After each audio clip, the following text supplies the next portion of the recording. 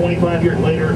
But then the fall here come back and honor the guys that died here in their own service, and they mark where they fought by the various monuments on the field. Even these crops here, by the way, local farmers can lease land on Park Service property here and there and plant crops, parts of the field. On the left, the original stone barn of Henry McPherson. New roof being put on there now, but the stone was the original from the 1850s. On the right here on horseback, John Reynolds, a Northern officer killed near here. And here on foot, there's General Buford there, with the cavalry guidons there. He kind of picks this battlefield. He gets here and says, the town's worth holding on to.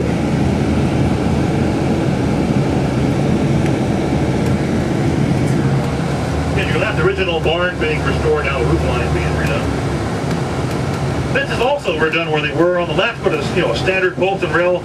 In front of us here on the left now, put a zigzag or a post and rail fence or a Virginia worm fence. They're pretty common too. No nails and post holes. Easy for the farmer to build up and tear down and move around. They're quite common as well. Again, the woods though to the right are pretty much all gone. In front of us, these woods are here, but imagine even here, less thickly wooded, less ground cover. Farmers clear not for firewood for building, livestock graze in here, so much of the ground cover's gone back during the battle, which means you can see more clearly through the trees than you can today.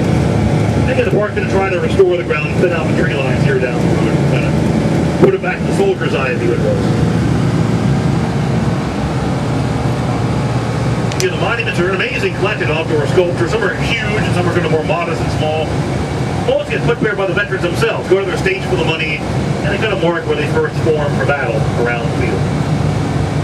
We're in Pennsylvania, big northern state, northern victory. So almost 35 years go by. There's not one southern marker here at all. All northern guys, northern veterans, northern monuments, northern side of the story. So the U.S. Army, the War Department decides to tell both sides of the story. 1895, national parks officially created here in 1895, back in Congress. We end up on a series of markers to tell both sides of the story. More plain, simple granite slabs and markers to tell a more balanced picture of the battle.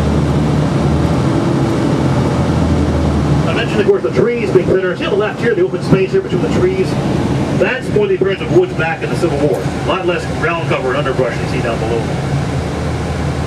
If you're a baseball fan, by the way, here on the right, Admiral Doubleday didn't really invent the game, could improve the modern game. He writes the rule book with other guys after the war.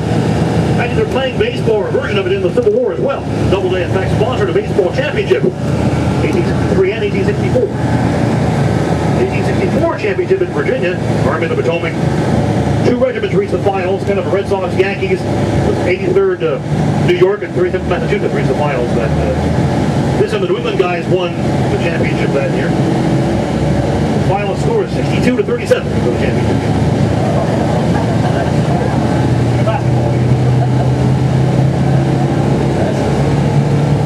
See your left here though, on the horizon, got a long shadow of a long blue hill out there on the horizon. That's called South Mountain, about 10 miles west of town. Colonel Lee's men come in from the mountains towards us, along the road here in front of us, the old Chambersburg Pike, on the first day of July. Long columns of 4, about 7,500 men. Meeting them here on these ridges where we are now are John Buford's Union Cavalry. About 3,000 men. But, really under strength from that. So they're going to fight all for horse this time, which means every one guy in 4 is behind the lines holding the horses. You're down by a quarter of your strength right from the get-go, holding all the animals here. It's going to be kind of a light fight in the morning. Both are kind of cautious in the morning. By mid-morning, we got a big battle brewing right now along these ridges where we are now. Big smoke, loud, deafening noise getting bigger and bigger. Several thousand men, wheat being trampled down now. We got a big battle brewing now by mid-morning. It's kind of a draw though, both holding their own. About noontime though, both like to pull back, put them a lull, shift your line, wait for men to arrive. And it really kicks up again in the afternoon. By the way, these railroad tracks were not here below you. It was the bridge of the road here. Most of the roads we're on are going to be modern Park Service roads. It says Avenue, by the way. It's a modern road. It says road, lane, street. Probably original, of course, opposed to dirt, except for a couple of the turnpike. Avenues are modern roads. The roads, the lanes, the streets are usually marked the original lanes, or near where they were back then. You have, though, in front of us, about a half-mile away, a tall hill with a big tall column monument and a lot of cars up there. That's called Oak Hill. We turn left, get a better view on the right as we turn here. Oak Hill was the dominant point the first day. High ground, always what you won back then. Nice clear field of view, nice clear field of fire. Look on the right now on top of the rise there. Past the corn there. Big tall column and all the cars. That's called Oak Hill. Not a very high hill from here. It's got a very gradual slope. We get up there and be a panoramic view. And that's why you want to have that high ground. Mainly combine the high ground with the cannons. That's going to be the best spot to have on any battlefield. On noontime, General Lee's men get there first. A big advantage for Lee is day one, having more men, first of all, here, plus more cannons, plus the high ground to fire them front. Things are a bit backwards day one. South comes in from the west and north. North comes in behind it from the south from Maryland, kind of where they were when the battle began here.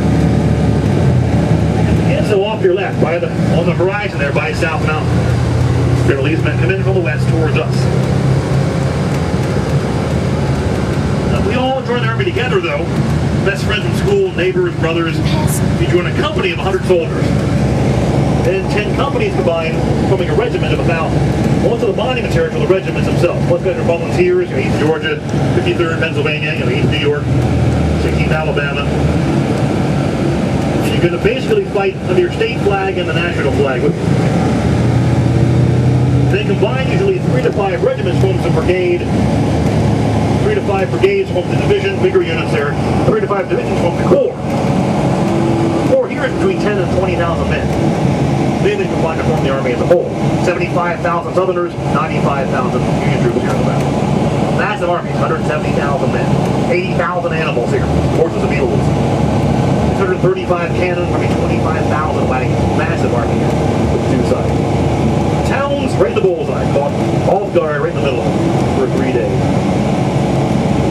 Here, by the way, some orchard's been redone by the park. We planted them about a year ago. Trying to restore an orchard that was here from the battle. And a long-term plan. Some trees they cut down, some they replant. Just put things back the way they were. In fact, speaking of that, across the road here in front of us, this wooden fences here, brand new, about 2 weeks old. Put up by volunteers a few weeks ago, restoring a fence line that was there from the battle. Here on the right, by the way, beautiful 3-dimensional detail of a horse and rider, 17th Pennsylvania Cavalry, put there in 1889.